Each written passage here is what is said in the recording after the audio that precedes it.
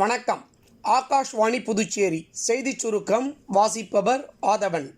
நாட்டில் உள்ள சுகாதார நிறுவனங்களில் சிறந்த மருத்துவ வசதிகளை பரவலாக்க வேண்டியதன் அவசியம் குறித்து குடியரசுத் தலைவர் திருமதி திரௌபதி முர்மு வலியுறுத்தியுள்ளார்.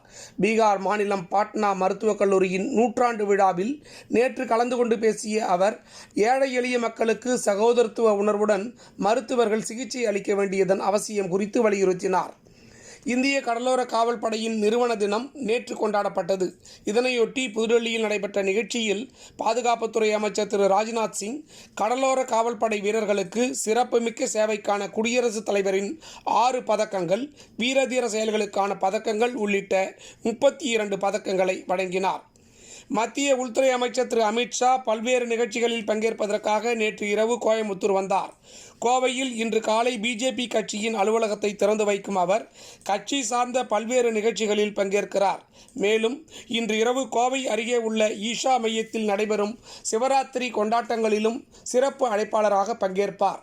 முன்னதாக அவரை மத்திய இணையமைச்சர் டாக்டர் எல் முருகன் மற்றும் தமிழ்நாடு மாநில தலைவர்கள் பலரும் வரவேற்றனர். 15வது புதுச்சேரி சட்டப்பேரவையின் 6வது கூட்டத்தொடர் வரும் மார்ச் 10ஆம் தேதி திங்கட்கிழமை காலை 9:30 மணிக்கு துணைநிலை ஆளுநர் உரையுடன் தொடங்க உள்ளது.